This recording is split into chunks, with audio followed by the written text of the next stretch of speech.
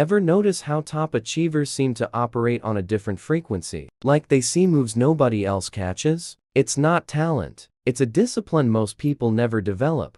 Why? Mental isolation creates unshakable focus. There's a hidden pattern behind every major breakthrough you've ever heard about. Before the victory, before the success, before the moment, everyone sees there was isolation. Not the kind where someone locks themselves away dramatically. The strategic kind, where sharp minds deliberately disconnect from noise to engineer clarity. This isn't about being antisocial. This is about understanding that depth requires separation from shallow input. Think about chess grandmasters. Magnus Carlsen doesn't just show up and play. Before major tournaments, he vanishes, completely off-grid. No interviews, no social media, no distractions. He's running mental simulations, testing opening variations, identifying weaknesses in his own game. The preparation happens in isolation, because that's where brutal honesty lives. You can't lie to yourself when there's nobody else in the room. Ancient strategists knew this instinctively. Before major campaigns, military leaders would isolate themselves for days, mapping terrain, studying weather patterns, analyzing enemy psychology. They understood that hasty decisions born from external pressure get soldiers killed. Smart decisions born from solitary analysis win wars before they start. The mental discipline to think alone was the difference between conquest and collapse. Now contrast that with modern life. Constant connectivity, endless notifications, opinions flooding in from every direction. Your brain never gets space to process anything deeply. You're always reacting, never projecting, always consuming, never creating strategy. And here's what nobody tells you. Every minute you spend connected to external noise is a minute you're disconnected from internal clarity. Subscribe if this resonates. More insights coming your way. High performers reverse this completely. They treat solitude like a weapon. Navy SEALs have a concept called tactical pause, deliberately stopping action to assess, recalibrate, think. Not because they're scared, because they're strategic. Because decisions made in mental isolation are exponentially better than decisions made under external pressure. That pause, that isolation, that moment of deep thinking, that's where winning moves get designed.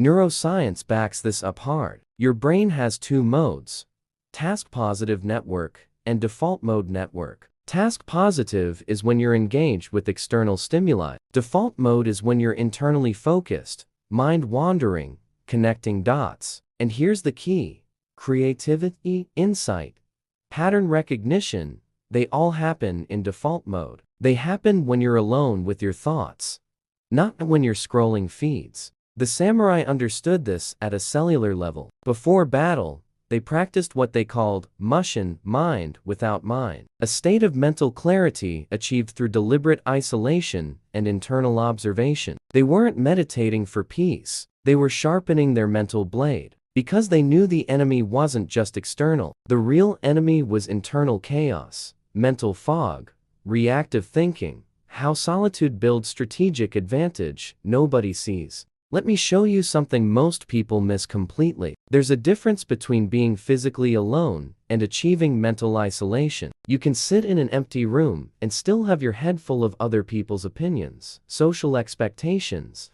imagined judgments. True isolation is when you create internal space where only your logic exists. No external validation, no borrowed thinking, just raw analysis. Warren Buffett's competitive edge isn't secret algorithms or insider information. It's simple. He spends 80% of his day reading and thinking. Alone. No constant meetings. No pressure for instant decisions. He protects his mental isolation like it's the most valuable asset he owns. Because it is. One decision made in deep clarity beats 1,000 decisions made in reactive chaos. Investigators who crack impossible cases use something called cognitive reconstruction. They take all evidence, shut the door, turn off everything, and mentally rebuild scenarios. Not just reviewing data, connecting patterns that only emerge in deep, uninterrupted focus. They report that breakthrough insights almost always come during these isolated,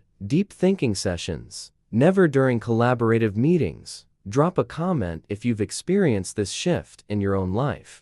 And here's where it gets interesting. This kind of thinking builds immunity to manipulation. When you train your mind to analyze alone, you stop accepting ready-made truths. You stop following trends without critical filtering. You develop what philosophers call intellectual autonomy. You become the author of your own conclusions instead of an echo of someone else's thinking. Bill Gates had his famous Think Weeks, 7 days completely isolated in a cabin, no contact, just reading and thinking, not vacation. Strategic work at the highest level. He understood that depth of thought requires depth of isolation. You can't think 3 moves ahead when people keep interrupting your mental game. Here's the brutal truth most won't accept. Being constantly available makes you strategically weak. Because availability means interruption. Interruption destroys deep work. And deep work is where real thinking happens. The mental heavy lifting that separates reactive behavior from strategic action. That only happens in protected isolation. Buddhist monks take this to extremes, with solitary retreats lasting months. Not isolation for isolation's sake. Intensive mental training, using solitude to observe thought patterns, identify mental automatisms, dissolve conditioning. The result? A mind that's sharp, resilient, strategic. A mind that operates instead of reacts. What elite minds do with silence that average minds fear. Here's something that separates good from great. Tolerance for cognitive discomfort. Most people can't sit with uncertainty. They need answers now. They need validation constantly. They need someone telling them they're on the right track. But high performers? They've trained themselves to sit in the unknown, to analyze it, to turn discomfort into strategy. Einstein's breakthroughs didn't happen in labs surrounded by colleagues. They happened during solitary walks, long periods of isolated thinking, what he called thought experiments. He'd mentally simulate scenarios impossible to test physically. Riding light beams, falling elevators, all happening in isolated mental space where logic could stretch without external interruption. That's the level we're talking about. Not just thinking alone, but using isolation to explore ideas too complex, too unconventional, too raw for public consumption. Because some thinking needs privacy to develop fully, needs protection from premature judgment, needs space to be wrong, to be incomplete, to evolve. If this content is helping you see things differently, hit that like button. It helps the channel continue. Top negotiators do this religiously before high-stakes deals. They isolate completely, mapping every variable, opponent motivations, pressure points, possible concessions, probable traps. They mentally rehearse every scenario. So when they walk into that room, they're not improvising. They're executing strategies already tested in mental isolation. Corporate strategists at the highest level do the same thing. Before major pivots, they disconnect. They create what they call strategy isolation periods, where they're unavailable for anything except deep thinking. They know that reactive decisions made under pressure rarely work. Proactive strategies designed in isolation almost always do. And there's another layer here that's almost never discussed. Isolation builds emotional resilience. When you spend significant time with your own thoughts, you stop needing constant external validation. You develop internal confidence. And that's real power, because someone who doesn't need validation can't be controlled by withholding it. Ancient philosophers practiced what they called voluntary discomfort, deliberately choosing difficult conditions to strengthen mental resilience. Isolation was part of this, not as punishment, as training, because they understood that comfort makes you weak and isolation makes you sharp.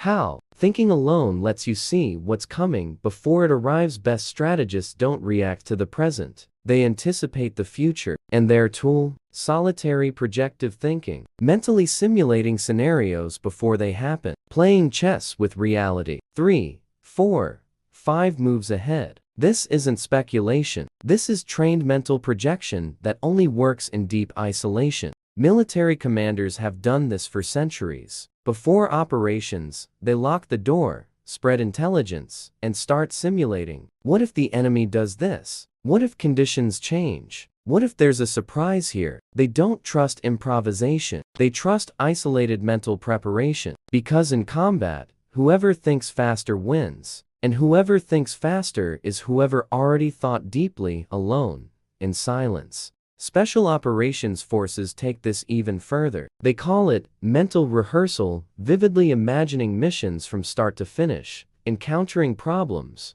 solving them mentally. Studies show this mental practice activates the same neural pathways as physical practice. Your brain literally trains through isolated thinking. Now flip this to everyday life. How often do you walk into important situations without deep prior thinking? How many decisions do you make on the fly without mentally simulating consequences? Most people do this constantly, then wonder why things don't work out. But it's not mystery, it's lack of strategic mental preparation. There's an even deeper level to this. Thinking alone isn't just about anticipating external events. It's about anticipating your own reactions. You only have real control over something when you've mentally processed how you'll respond to it. Ancient thinkers called this premeditatio malorum, premeditation of adversity. You imagine worst-case scenarios and mentally rehearse your response. When adversity eventually arrives, you don't panic, you execute. This isn't pessimism. This is strategic realism, high-level mental preparation, and it only works in solitude. Because you need brutal honesty with yourself. You need to admit fears,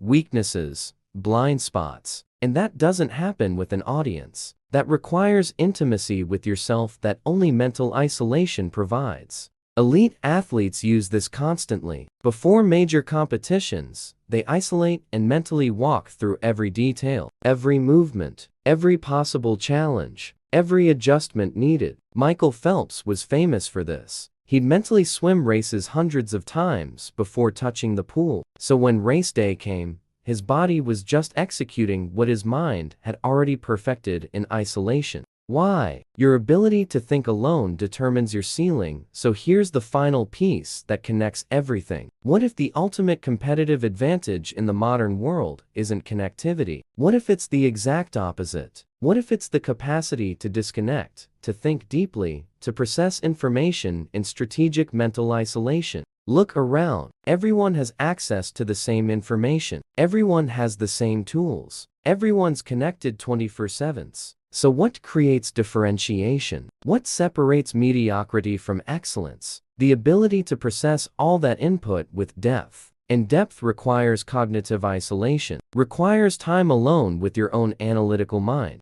Pascal said it centuries ago, all of humanity's problems stem from man's inability to sit quietly in a room alone. When you truly absorb this, you realize he was describing exactly what's missing today. Mental discipline to be with yourself, without distraction, without escape. Because thinking alone is uncomfortable. It's difficult. Sometimes it's boring. Your brain will try convincing you to grab your phone, check feeds, do anything except stay present and process. But that discomfort is where transformation happens. That's where you develop clarity. That's where you build strategy. That's where you become the upgraded version of yourself. Here's the ultimate test. How long can you sit alone with your thoughts without seeking external distraction? No phone, no music, no nothing. Just you and your mind. If you can do this for 30 minutes, an hour, 2 hours, you're already ahead of 90% of people. Because you've developed something rare,